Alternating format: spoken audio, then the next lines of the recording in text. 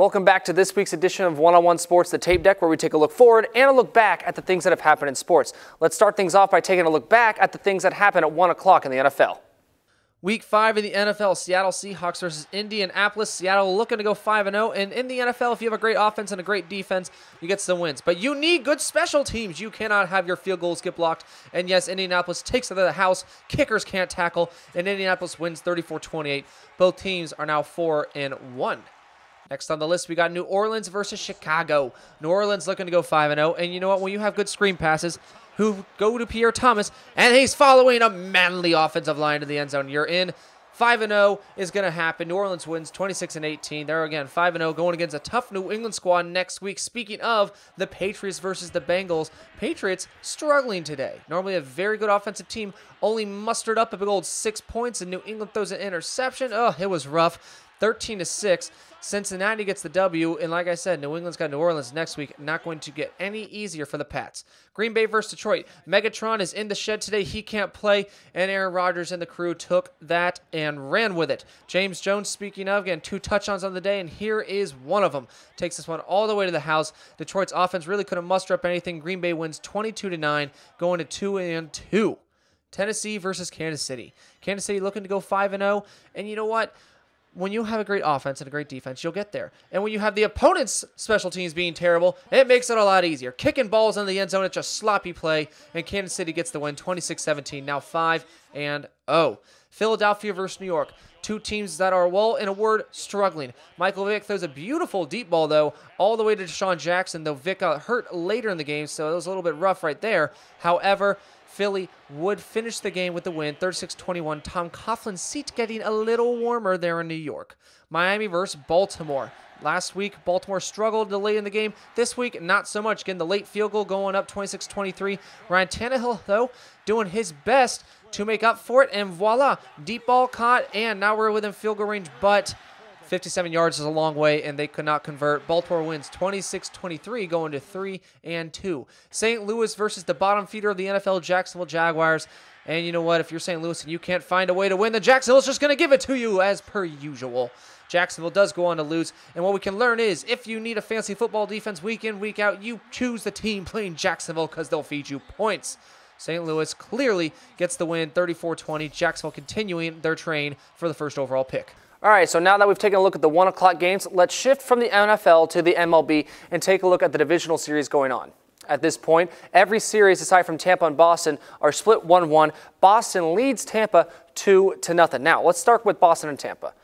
Tampa worked their way into the playoffs. They did a great job winning a lot of must-wins on the road. However, I feel like that magic is coming to an end. I feel like Boston is going to come out on top of the series. It may not be a sweep, but Tampa's magic has run out. Boston projected to win. Next up in the AL, you have Detroit and Oakland. Detroit has played well all year. Like I said, this series is split, but I do feel like Detroit is going to come home with this one. Again, not saying they're going to sweep the rest of the series, but sorry, Oakland, I don't think you're going to be moving on to the next round. Now, let's shift things over to the NL, where you have St. Louis against Pittsburgh. St. Louis, well, they're doing all right, but Pittsburgh, to me, on a hot streak. They swept Cincy to start the playoffs, or before the playoffs, came in, beat them again, and they've been doing all right thus far. I think Pittsburgh is actually going to come out on top. Wild cards moving on into the next round, and then finally, our last series, Atlanta versus Los Angeles. The one thing I could say about the Atlanta Braves is that all year long, the Braves have shown consistency. And when push comes to shove, if you're doing well, a consistent team keeps winning. If they're doing poorly, a consistent team knows how to get out of a bad situation. Projection, Atlanta's going to come out on top. Sorry, Dodgers, but you're going home. Now, away from MLB, let's go ahead and take a look at college football. Jameis Winston, well, in a nutshell, he is phenomenal. He's showing everyone why he was the top-rated quarterback coming out of high school in 2012. He's showing everyone why he's the starting quarterback in a college football program, let alone a top 10 ranked team. He's been playing unbelievably. But the question is, does this sort of play put him into consideration to be the most likely Heisman winner, the second straight freshman Heisman Trophy winner? To me personally, not yet. Not yet. When you beat teams like Maryland, who was a ranked team, 63-0, that means a lot. That puts you way up in my book and everyone else's. But the one problem I feel like he's going to run into is the competition level. Last year, Manziel won, but a lot of the great things that happened with him was the game like when they beat Alabama. when they beat them, that was one of the best games in college football that year and in the last couple of years. So essentially, Jameis, your stats are great. Your performance has been great, and you're doing well for FSU against ranked teams. But I just don't know if the caliber of teams you're playing against is going to warrant you the Heisman Trophy just yet. It could. Give it a minute. And now finally, let's go to the NFL real quick. David Pollack has just made comments that, in a nutshell, people have mistaken as sexist. Condoleezza Rice essentially is now on the college football selection committee for the BCS games, and he pretty much said, I want people on the board who live and breathe and have played football. On one end, that's not exactly like a giant racist or sexist thing, because it's like, fair enough. You want guys who have played. But by saying you want someone who's played the game of football and been a part of it, who can watch the film, et cetera, that kind of chops in half the population that we kind of want who could potentially be a part of the selection committee, i.e. women. So, in a nutshell, there's been some harsh reactions. Erin Andrews, not exactly been fond of this, to put it simply. She's not pleased. Pollack already said, pretty much, I put my foot in my mouth, and he's already trying to do damage control. Personally, I'm not that flustered about it. No offense, ladies. This is not against you. All he was trying to say was essentially, I want someone who loves the game, has been a part of the game, and has played the game, not because he hates women, but because it is important. If you're going to be selecting guys for the teams for the playoffs, you want someone who knows about as much as you can about the sport. That's all he was trying to say.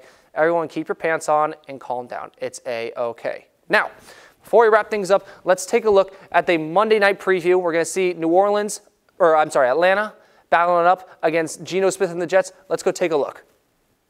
Monday Night Football, Geno Smith and the Jets getting ready to visit Matty Ice in the Georgia Dome. Now, here are some things that you can't do if you want to get a win on Monday night.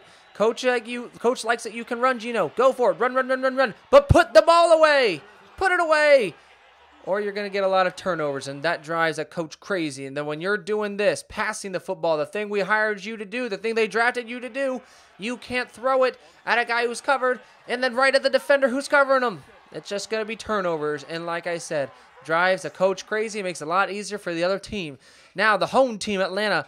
Matty Ice, great arm. We know that. And you know what? I don't advise double coverage throwing, but when you place it like that and you have a Hall of Famer in Tony Gonzalez, well, go for it. And when you get darn near the red zone, just continue to feed the beast. Atlanta's got a great offense. We know that. And Geno Smith and the Jets have stopped turning the ball over. We will see how this goes on Monday night. All right, well, now that we've previewed the game tomorrow night, I'm going to just take a leap here and say I think Atlanta's going to come out on top. I kind of explained what Geno Smith shouldn't be doing, but I don't think that's not going to happen. I do think he's going to turn the ball over and do it quite frequently and with this sort of gusto that we expect out of a New York Jets quarterback. Atlanta's going to win. Score, I'm going to put in the range of 35-17. I'm sorry. It's just going to happen regardless of whether you want it to or not. But that is all the time that we have on this week's episode of One-on-One's Tape Deck. Please stop by next week and we'll continue to discuss all the things that are happening in the wonderful world of sports.